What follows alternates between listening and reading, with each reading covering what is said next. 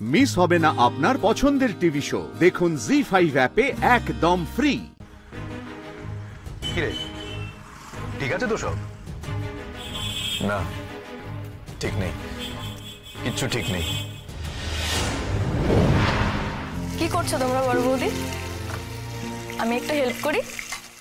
ওই দেখো চলে এসেছেন, হেল্প করার নাম করে আমাদেরকে সরিয়ে এখন নিজেই সব রান্না দায়িত্ব নিয়ে নেবে। দূর, রান্না কোথায় আর করি, তোমরা কোথায় করতে দাও আমাকে।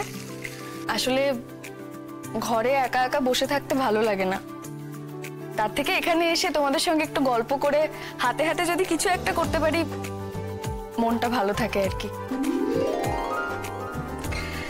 তা আজকে কি রান্না করবে আমাদের অনামিকা? ও, আজ তো তোমার ইলিশ ভাবার দিন, তাই না? বাপরে, সেদিন ওই যে ইলিশ ভাবাটা খাইয়েছিলে বাবা ঠাকুরপো, 2 ছানা হাফের তেজ করে বসে আছে। আবার কবে তুমি ইলিশ রান্না করবে আর ওরা খাবে? কিন্তু আজ আজ বড়দা বাজারে ইলিশ পেয়েছেন। হ্যাঁ, উনি না পেলে চলবে? বাবা, ওনার 2 ছানার প্রিয় নিউ আন্টি, ওনার নিউ সিস্টার বলেছে ইলিশ ভাবা রান্না করবে। এই বাজারে না পেলেও না উনি বাংলাদেশ চলে যেতেন ইলিশ আনতে। মিথ্যে বলবো না অনামিকা, তোমার হাতের রান্না সত্যিই জব্বর। তুমি বোধহয় এভাবেই গুছিয়ে রান্না করে তোমার বাড়ির লোকেদের খাওয়াতে। তোমার বাড়ির লোকজন ভাগ্যবান। না মানে তোমার তো সবকিছু মনে পড়ে গেলে তুমি তো বাড়িতে ফিরে যাবে আর বাড়ির লোকেদের গিয়ে ভালো মন্দ রান্না করে খাওয়াবে। আমরা কিন্তু তোমার হাতের রান্না খুব মিস করব। বলছি সবার সেকেন্ড রাউন্ড চাটা হয়ে গেছে? না না, এখনো হয়নি। সেটা বরং তুমি করো, তারপর নিজের কাজগুলো করো। আর তোমার দাদারা তো ওখানেই রয়েছে, তুমি তাহলে দাদাকে চা দিয়ে এসো। দাদারা তো সেই থেকে ফরমাইশ করেই আছে চা চা করে। আরে পেপারটা পড়া হয়ে গেছে? হ্যাঁ, দে আমাকে দে। নাও ধরো। দাদা একটা কথা বলবো? বল না। বলছি, আমার মনে হয় অনামিকার ব্যাপারে এবারে আমার একটা স্টেপ নেওয়া উচিত। দেখ, অনেকগুলো দিন তো গেল, আর সত্যি কথা বলতে ও এখন অনেকটাই সুস্থ।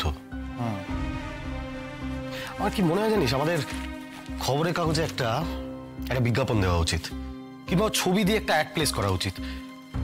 ওর বাড়ির লোক তো ওকে খুঁজছে, তাই না? আমরা আগে এটা করতে পারিনি কারণ আমরা ভেবেছিলাম ও হয়তো পুরো বিষয়টা নিতে পারবে না, কিন্তু এখন ওর মেন্টাল হেলথ অনেকটাই better. I think this is the time we should do something.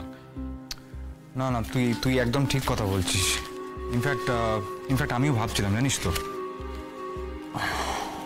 আচ্ছা, একটা অদ্ভুত কথা ভাব, একটা মেয়ে জীবনে সব আগের বছরগুলো জাস্ট ভুলে গেল, মানে এখন অবধি কিছুই মনে করতে পারলো না। আমি ভেবেছিলাম যে আমাদের বাড়িতে থাকলে, বাড়ির মানুষজনের মধ্যে থাকবে, ইভেন্চুয়ালি সব কিছু মনে পড়ে যাবে। না, আমি তো সেটার জন্যই ওয়েট করছিলাম আর কি। আমি জানি তুই সেটার জন্যই ওয়েট করছিলিস, কিন্তু আর ওয়েট করাটা হয়তো ঠিক হবে না। দেখ, 2 দিন বাদেই তো তার জন্মদিন, বাড়ি ভর্তি লোকজন আসবে, বাড়িতে পার্টি হবে। সেইখানে মানুষজন বলতেই পারে যে আমরা ইচ্ছে করেই হয়তো ওর বাড়ির লোককে খুঁজে পেতে ওকে সাহায্য করছি না। লোকের মুখের কথায় তো কোনো ট্যাক্স লাগে না দাদা, সেটা তুই খুব ভালো করেই জানিস।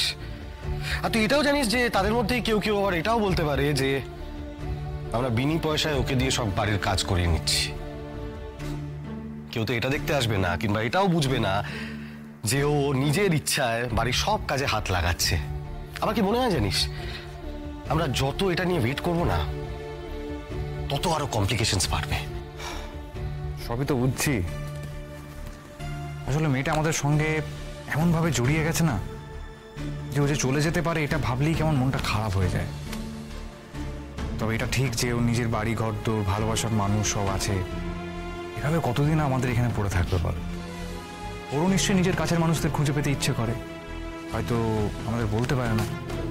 আরে তুমি আবার চা নিয়ে আসতে গেলে কেন এখন? কোনো অসুবিধা নেই, নাও না, আমি তো নিজের জন্য বানিয়েছি। খুব ভালো করেছো, দারুণ কাজ করেছো।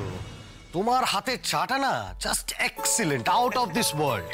আরেকটা ব্যাপার কি জানো অনামিকা, যখনই আমাদের মনটা চা চা করে, আমরা মুখে কিছু না বললেও তুমি ঠিক বুঝতে পেরে যাও। কি করে বোঝো বলো তো? হ্যাঁ, ফোন বাজছে।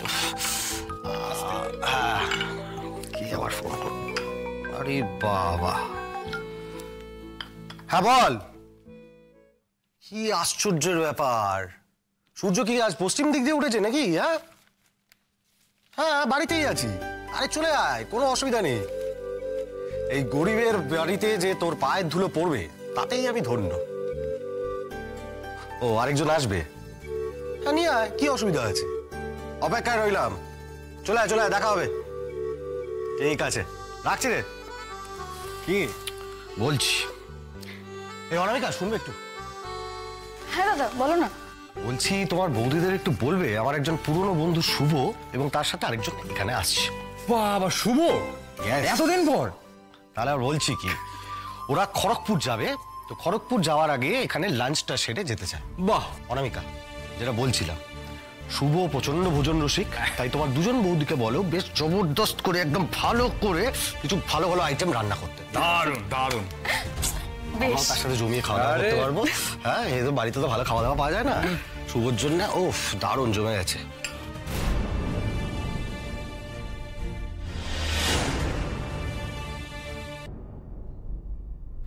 শুভ, রাস্তায় এত খাবার দোকান পড়বে, এত খাবার জায়গা রয়েছে, তুই হঠাৎ করে তোর বন্ধুকে ফোন করতে গেলি কেন বলতো?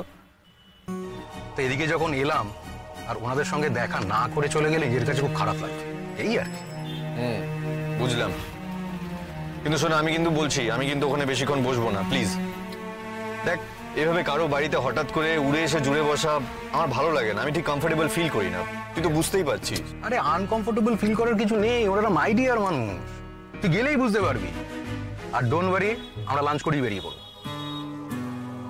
আচ্ছা, তোর কি ব্যাপার বলতো? যোগাযোগ একদম রাখিস না, ফোন টোন কিছুই করিস না, আর মামুর সঙ্গে হঠাৎ কি এমন দরকার হলো? তুই কি কোনো ঝামেলায় আছিস নাকি? তোকে দেখে তো মনে হচ্ছে তুই ঠিক নেই। তুই কিরে, ঠিক আছে তো সব? না, ঠিক নেই, কিচ্ছু ঠিক নেই। দেখ, এই মুহূর্তে আমি তোকে সবকিছু খুলে বলতে পারছি না। ওকে, ঠিক আছে ঠিক আছে, তোর পার্সোনাল ব্যাপার, তুই যখন কমফোর্টেবল ফিল করবি তখন বলবি। ওকে। তুই বিয়ে করেছিস শুনেছিলাম, তোর বউ কোথায়? আমরা কোর্টে ডিভোর্স ফাইল করেছি। কি বলছিস রে? সরি অনির্বাণ, আমি জানতাম না। সরি বলছিস কেন? সরি বলার কিছু বলিসনি তুই, তুই তো খুব স্বাভাবিক একটা নর্মাল প্রশ্ন করেছিস। এতগুলো দিন হয়ে গেল রাই, একটু মন কেমনও কি করে না তোমার আমার জন্য? কখনো বসে দুফোঁটা চোখের জল কি ফেলেছো তুমি আমার জন্য? নাকি কেবল ঘেন্না দিয়েই মনে রেখেছো আমাকে? কোথায় আছো তুমি রাই? কেমন আছো তুমি? আমার জন্যই কি নিজের চেনা পরিবেশে ফিরে আসছো না? একরাশ অভিমান নিয়ে নিজেকে এভাবে দূরে সরিয়ে রেখে দিলে? জি5 ডাউনলোড করুন আর সব এপিসোড দেখুন একদম ফ্রি।